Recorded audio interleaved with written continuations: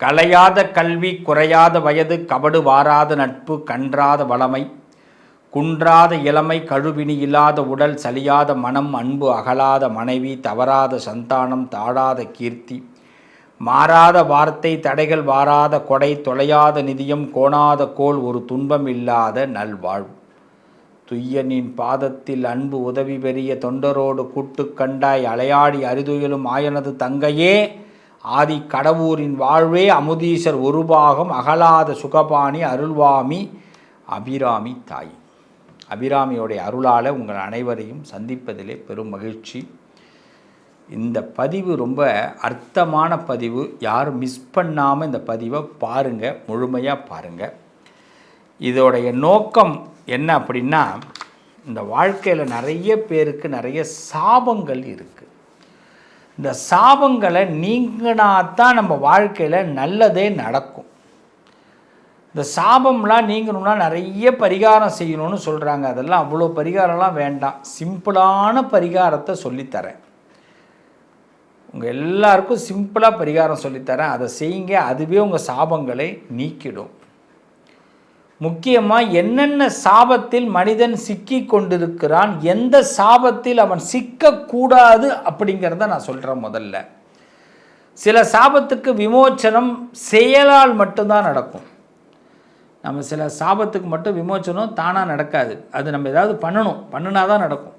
இன்றைக்கி பல குடும்பத்தில் வருமானம் இல்லாமல் தவிக்கிறாங்க. நம்ம பல குடும்பம் நல்ல வாழ்ந்த குடும்பம் வீழ்ந்து போய் கிடக்கு. நல்ல லட்சக்கணக்கு கோடி கணக்கில் கல்யாணம் பண்ணி வைக்கிறாங்க. பிள்ளைங்க பிரிஞ்சு இருக்கிறாங்க. சீக்கிரம் விவாகரத்து ஆகிடுது. என்னங்க பிரச்சனை? என்ன நடக்குது உலகத்தில்? கொஞ்சம் யோசிங்க.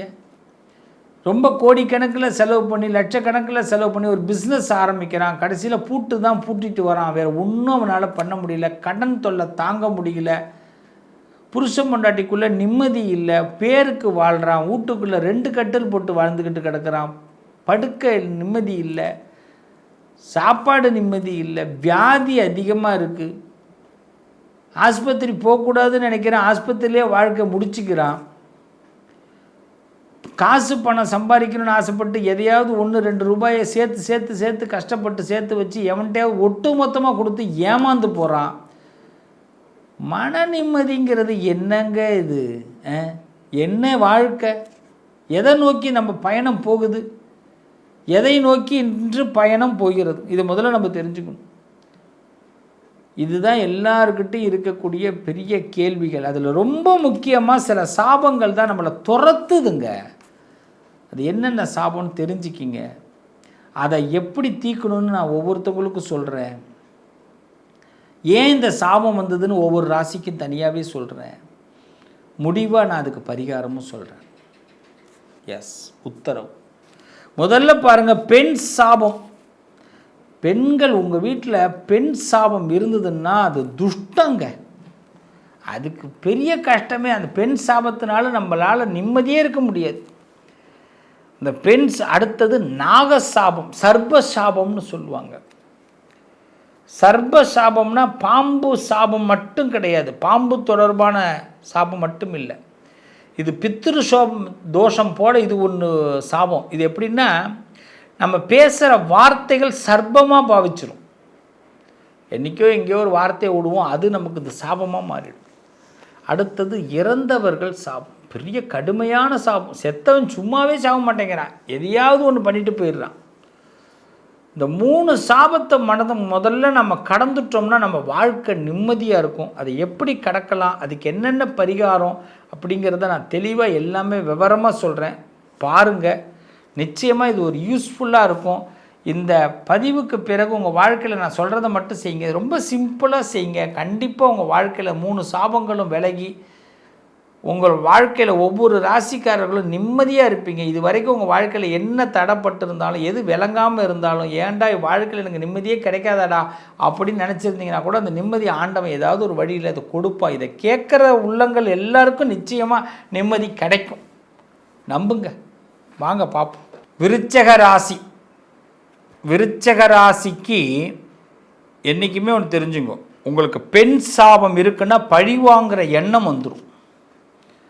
பெண் சாபம் இருக்குன்னா விருச்சக ராசிக்கு ஆட்டோமேட்டிக்கலி பழிவாங்கும் எண்ணம் வந்துடும். உங்களை நீங்களே கண்ட்ரோல் பண்ணவே முடியாது. நீங்கள் எவ்வளோ தான் இது தப்பு தப்பு தப்பு தப்புன்னு நினச்சாலும் ஒருத்தவங்களை பழி வாங்கணுங்கிற எண்ணம் வந்துடும். பழி வாங்குற எண்ணம் இருக்குன்னா நமக்கு பெண் சாபம் இருக்குன்னு அர்த்தம். முக்கியமாக பார்த்தீங்கன்னா நம்ம நண்பர்கள் மூலமாக பெண்கள்கிட்ட சிக்கிடுவோம். நட்பு பெண்களோடு சிக்க வைக்கும். விருச்சிக ராசிக்காரங்க ரொம்ப கவனமாக இருக்கணும். அது ஆண்கள் ரொம்ப கவனமாக இருக்கணும்.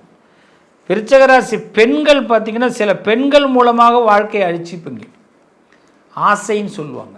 உங்களை என்ன பண்ணுவாங்கன்னா, நீங்கள் லேடியாக இருந்தீங்கன்னா உங்கள் லேடிஸுங்கிற ஒரு விஷயத்தை வச்சே உங்களை என்ன பண்ணுவாங்க அப்படின்னா, சில பேர் கேம் விளையாடுவாங்க. அது உங்களுக்கே புரியாது. உங்களை உயர்த்துறாங்கன்னு நினச்சி அவங்கள்ட்ட சிக்கிப்பீங்க. சிக்கிக்கிட்டு வெளியிலையும் வர முடியாது. அதனால் விருச்சிக ராசிக்காரவங்க தயவு செய்து பெண் சாபம் உள்ளவர்களுக்கு பழிவாங்கும் எண்ணம் வந்துடும். பழி வாங்கிறதுனா என்னென்னா, நீ எனக்கு எடுத்த நான் உனக்கு எடுத்தேன் அப்படிங்கிற கதை தான். நீ என்னை முன்னேறக்கூடாதுன்னு நினைக்கிறேன், நானும் உன்னை முன்னேற விடாமல் தடுப்பேன். அதனாலேயே என்ன ஆகும்னா, வீட்டில் நிறைய சண்டைகள் வரும். வெளியில் தான் சந்தோஷமாக இருப்பாங்க, வீட்டுக்குள்ளே சண்டை நிறையா இருக்கும். ஆஃபீஸில் சண்டை வரும். இந்த நாகசாபம் இருக்குது அப்படின்னா சாபங்கள் அதிகமாகும். நிறைய பேர் சபிப்பாங்க, உங்களை டைரெக்டாகவே சபிப்பாங்க. நீலாம் மனுஷனா அப்படிலாம் கேட்பாங்க.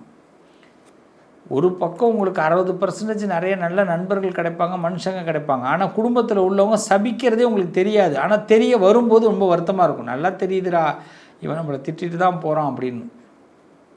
இந்த முன்னோர்கள் சாபம் இருக்கும்போது மறைமுக சிக்கல், உங்களை யாரும் டைரெக்டாக எதிர்க்க மாட்டாங்க. அங்கே தான் பெரிய ப்ளஸ். உங்களுக்கு மைனஸ் என்னென்னா, மறைமுகமாக சிக்கல்களை உண்டாக்குவாங்க. உங்களுக்கு வில்லங்கத்தை ஏதாவது ஏற்படுத்துவாங்க, உங்களை கஷ்டப்படுத்துவாங்க, காயப்படுத்துவாங்க, வருத்தப்படுத்துவாங்க. அப்போ இந்த சாபங்கள்லாம் இருக்கும்போது என்னென்னா, மறைமுக சிக்கல்கள், சாபம் அதிகமாகிறது, பழிவாங்கிற எண்ணம் அதிகமாகிறது. அதுவும் பெண்கள் உங்களை பழிவாங்க ஆரம்பிப்பார்கள். இந்த பெண்கள் பழிவாங்க ஆரம்பிப்பார்கள். பெண்ணாக இருந்தாலும் பெண் பழி வாங்குவா, ஆணாக இருந்தாலும் பெண் பழி வாங்குவா. அப்போ பெண்கள்கிட்ட பார்த்துருங்க. இதனால் நீங்கள் சந்திக்கிற நிலை என்னென்னா, திடீர் மாற்றங்கள் ஏற்படும். சில பேர் வீடு மாறிக்கிட்டே இருப்பீங்க, சில பேர் வேலை மாறிக்கிட்டே இருப்பீங்க. சில பேர் பார்த்திங்கன்னா, நமக்கு இருக்கிற பூர்வீகத்தை விட்டுட்டு நல்ல பொசிஷனை விட்டுட்டு நம்ம வேறு நாடுக்கே போய் அங்கே கஷ்டப்படுவோம். 10 ரூபா கூட கிடைக்கும், பணம் கிடைக்கும், நான் இல்லைன்னு சொல்லலை. அதுக்குள்ளே நம்ம படுற பாடு இருக்க, மானம் இழந்து மரியாதை இழந்துன்னு சொல்லுவானே, அதுமாரி கதை தான். நான் கௌரவமாக இருந்துட்டு இருந்த சாமி, இங்கிட்டு இப்படி போயிட்டு சாமி, வெளியில் சொல்லிக்கவும் முடியல அப்படின்வாங்க. ரொம்ப தவிர்க்கிறது என்னன்னு கேட்டால், இது மாதிரி சாபங்கள், பெண் சாபம், நாக சாபம், இறந்தவர்கள் சாபம் இருக்குன்னா ரகசியம் அதிகமாக வச்சுக்கோங்க. அதை வெளியிலேயே கொடுக்காதீங்க, ரகசியமாக வச்சுங்க. எல்லாம் ரகசியம்தான். எதையுமே ஒரு சந்தோஷத்தையும் வெளிப்படுத்த முடியாது, இன்பத்தை வெளிப்படுத்த முடியாது, துன்பத்தை வெளிப்படுத்த முடியாது. துன்பப்படுறன்னு நீங்கள் வெளிப்படுத்த முடியாது. ரகசியம் அதிகமாக வைத்துக்கொள்வது நல்லது. முருகன் தான் ஒரே தீர்வு. முருகா அப்படின்னு சொல்லுங்க. வெரி குட், முருகன் சொல்கிறார், நான் முருகான்னு சொல்லுவோம். ஏன்னா தீர்வு அதுதான். நம்ம பிரச்சனைகளுக்காக எவ்வளோ தூரம் ஓடிக்கிட்டே இருந்தாலும் முருகான்னு சொல்லும்போது அந்த பிரச்சனைகள் நம்மளை விட்டு ஓடும். நம்ம பிரச்சனைகளுக்காக ஓடுறோம், ஆனால் பின்னாடி பிரச்சனை துரத்தி கொண்டு வருகிறது. முருகான்னு சொல்லும்போது பிரச்சனை நடும். செய்யலாமா? இதுதான் தீர்வு. அடுத்தது உச்ச நிலை, நமக்கு நல்ல நிலை வரணும்னா நாக பூஜை செய்யுங்க. விருச்சக ராசிக்காரர்கள் நாகர் பூஜை செய்யுங்க. நாகபூஜை இந்த திருப்பாம்புரம், திருநாகேஸ்வரம், கீழப்பெரும்பள்ளம், இதுமாதிரி இடங்கள்லாம் இருக்குது. அதுமாதிரி புதுக்கோட்டை மாவட்டத்தில் பேரையூர் அப்படின்னு ஒரு ஊர் இருக்குது. போய் நாகபூஜை பண்ணுங்கள். உங்கள் ஊரில் சிவாலயத்தில் பண்ணுங்கள். மயிலாடுதுறை மாவட்டத்தில் திருக்கலாச்சேரின்னு ஒரு ஊர் இருக்குது, அங்கே போய் முடிஞ்சால் பண்ணுங்கள். நிறைய ஊர் இருக்குது. பாம்புரநாதர் சுவாமி எங்கே இருக்காருன்னு பாருங்கள். அதுதான் மாற்றம் மூலமாக உயர்வு வரும். இந்த நாகபூஜை செய்யும்போது கொஞ்சம் கோச்சிக்காதீங்க. விருச்சிக ராசிக்காரர்கள் 2 வார்த்தையை அதிகமாக பயன்படுத்துங்க. லவ் யூ அந்த வார்த்தையை அதிகமாக படுத்துங்க. சாரி அதிகமாக பயன்படுத்துங்க. கொஞ்சம் தவறு தான் நான் சொல்கிறது. என்ன சார், எனக்கு சாரி கேட்க பிடிக்காதே, ஆனால் சாபம் வராமல் இருக்கணுமே, என்ன பண்ணலாம்? சாரி கேளுங்க.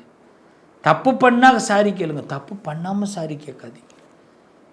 லவ் யூ அதிகமாக சொல்லுங்கள். பேசி முடிக்கும்போது லவ் யூ, சாரி.